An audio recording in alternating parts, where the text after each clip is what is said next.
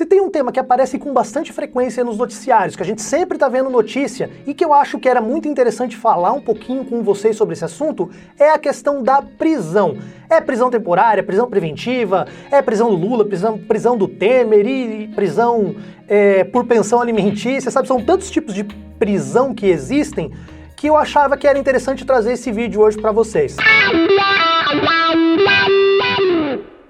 Bem-vindos a mais um Diretas de Direita e sem muita enrolação, vamos direto ao nosso vídeo. Para a gente falar sobre prisão, a gente precisa falar sobre qual momento essa prisão vai ocorrer. Então, via de regra, a gente tem as prisões que acontecem antes de uma condenação criminal. Essas prisões, elas podem acontecer tanto na primeira fase, que é a fase do inquérito policial, e também na fase da ação penal antes da condenação. Depois dessas duas fases, nós vamos ter o quê? Eventualmente, é claro, né? Nós vamos ter uma condenação. Bom, pra gente falar sobre os tipos de prisão que tem, eu precisava fazer essa introdução porque, geralmente, uma investigação, um inquérito policial, quando envolve um homicídio, alguma coisa, um acidente de carro, geralmente ele começa com uma prisão em flagrante. Essa é a principal ou a modalidade de prisão que mais acontece no Brasil. O que é a prisão em flagrante? Bom, basicamente a prisão em flagrante é aquela que acontece quando a polícia, ou às vezes até mesmo um cidadão comum, ele acaba efetuando ou detendo uma pessoa durante a prática de um crime ou logo após ele ter praticado aquele crime, sabe? É uma coisa muito simples, você acabou de cometer um furto, de repente está tentando fugir, está empreendendo fuga, ou você matou alguém, de repente troca tiro e se rende e tal, é naquele momento que você está sendo preso. Essa modalidade se chama prisão em flagrante. Essa prisão, geralmente ela acontece, né, com certeza ela vai acontecer antes de uma fase de ação, né, e vai dar início a um inquérito policial. Então, a prisão que mais acontece no Brasil é essa prisão em flagrante, que é aquela que acontece durante um crime. Só que além da prisão em flagrante, quando a polícia tem lá um inquérito policial instaurado, às vezes até mesmo durante a ação, mas geralmente é mais na fase de inquérito, e ela precisa, às vezes, com muita urgência, tentar conseguir determinado tipo de prova, determinado tipo de testemunho, ou então, de repente, destruindo uma prova, ou se deslocando para algum lugar, sei lá, alguma coisa que pode acontecer, que a polícia ela pode pedir uma modalidade de prisão que a gente chama de prisão temporária. Essa prisão temporária ela tem um prazo de 5 dias e ela pode ser decretada pelo juiz ali desde que tenha preenchido alguns requisitos que a autoridade policial vai elencar. Como ela tem um prazo só de 5 dias, ela não precisa ter uma substância tão elaborada de provas e tal para você estar prendendo uma pessoa, porque a função dela é exatamente ajudar na investigação a fazer as provas que a polícia quer encontrar. Então, geralmente, essa prisão temporária, ela aconteceu muito no âmbito da Lava Jato e era durante essas prisões temporárias que às vezes as pessoas fechavam um acordo lá de delação. Também na fase de investigação, nós temos uma outra modalidade de prisão, que é a prisão que mais acontece já dentro do processo penal, que se chama prisão preventiva.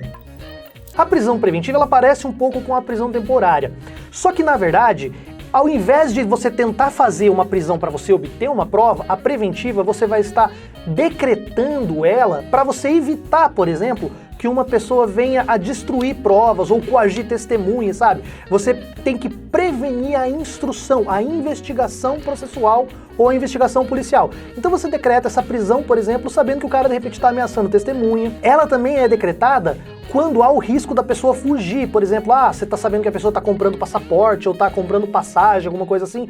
Então ela também pode ser decretada para garantir o quê? O cumprimento de uma eventual sentença condenatória. E tem uma terceira modalidade preventiva que é um pouco mais aberta, que na verdade serve pro juiz decretar ou não decretar ali. Quando ele quer decretar a prisão, ele usa esse fundamento aqui, que é para garantia da ordem pública. Título de exemplificação poderia ser, por exemplo, o cara está cometendo crimes e tem provas de que ele pode continuar cometendo outros crimes, então vamos garantir a ordem pública e vamos prendê-lo logo de cara, assim e tal. Essas são as modalidades de prisão que a gente tem, geralmente, que a gente vê muito nos noticiários das pessoas que não são condenadas, tá?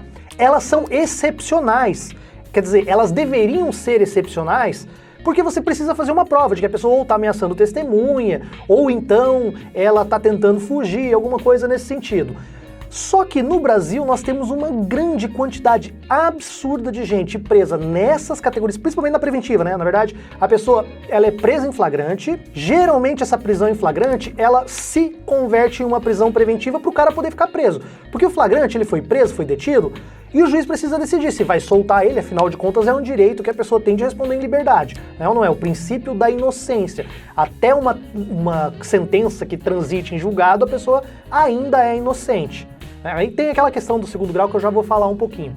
Mas então, você tem essa prisão em flagrante, geralmente o juiz converte para preventiva para poder manter essa pessoa presa. E essa é uma crítica muito grande, exatamente pela grande quantidade que nós temos de pessoas presas no Brasil que não têm um julgamento, que não foram condenadas. Aí, então, quando a pessoa é condenada, nós temos a prisão para execução da pena.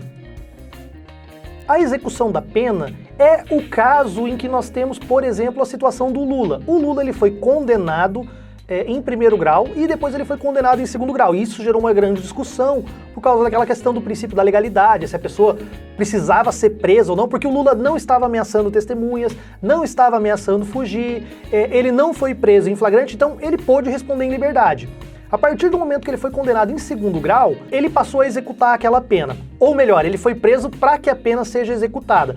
Então tem essa discussão se ainda vai ser retomada lá no STF, se você executa a pena já a partir da segunda instância, ou se vão jogar para a terceira instância, ou se vão jogar até lá para o STF, depois que transitar em julgado. Isso é uma questão que a gente vai ver, mas se você quiser saber um pouco mais, eu tenho um vídeo que fala especificamente sobre essa questão da prisão em segunda instância, com todos os argumentos prós e todos os argumentos contras. Eu vou deixar linkado aqui, é um vídeo bem bacana, dá uma olhada lá depois. Essas são as penas que nós temos basicamente dentro do processo penal. A execução da pena, apenas para complementar, aí nós temos aqueles 3 tipos de regime, tá? Nós temos o regime fechado, o regime semi e o regime aberto. Quando a pena, isso é via de regra, tá? Tem algumas peculiaridades aí que eu não vou entrar no mérito disso daí, porque a questão é mais informar vocês sobre essas situações. Geralmente, as penas que são em regime fechado, que você vai para um presídio, que você não pode sair, que você fica na cela, banho de sol, todas aquelas coisas, e são em penitenciárias de segurança média ou máxima, são os regimes fechados para penas superiores a 8 anos. De 4 a 8 anos, geralmente a pessoa vai para o regime semiaberto. O que é o regime semiaberto? O regime semiaberto são as colônias ou indústrias penais. São sistemas de prisão que nós temos bem poucos no Brasil, em que a pessoa tem lá uma liberdade um pouco maior durante o dia para trabalhar e tal, e inclusive ela pode eventualmente até sair da cadeia para trabalhar durante o dia com algum tipo de empresa que tem algum tipo de convênio ali com o Estado e tal, mas ela tem que permanecer ainda voltando todos os dias e tal para dormir na cadeia, ou então cumprir dentro da própria cadeia ali, ela acaba não saindo porque é uma colônia penal, alguma coisa nesse sentido.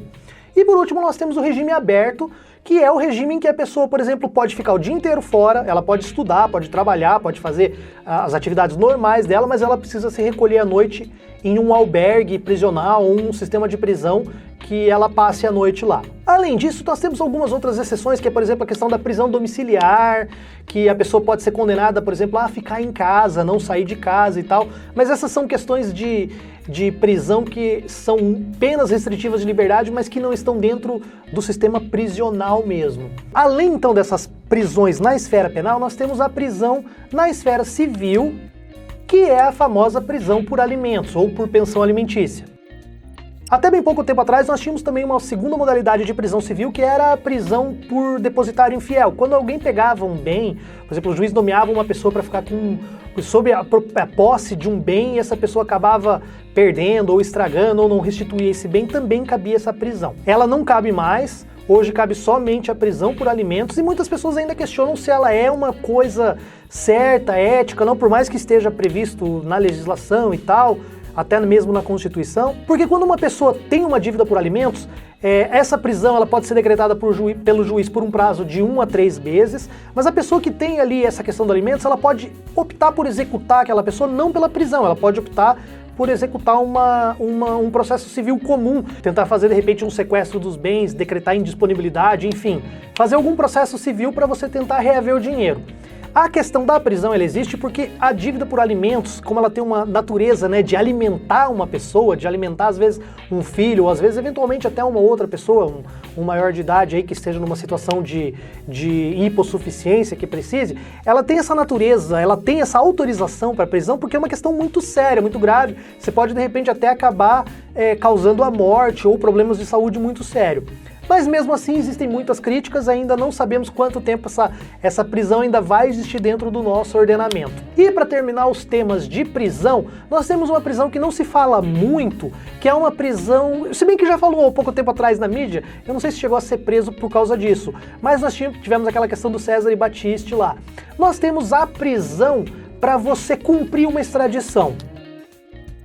Essa prisão da extradição está prevista lá na Lei 13.445 de 2017, é uma lei nova que acabou de revogar uma outra lei, e então ela prevê uma situação em que você pode eventualmente prender uma pessoa cautelarmente, uma pessoa que esteja sob processo de extradição, até que seja julgado em definitivo essa extradição.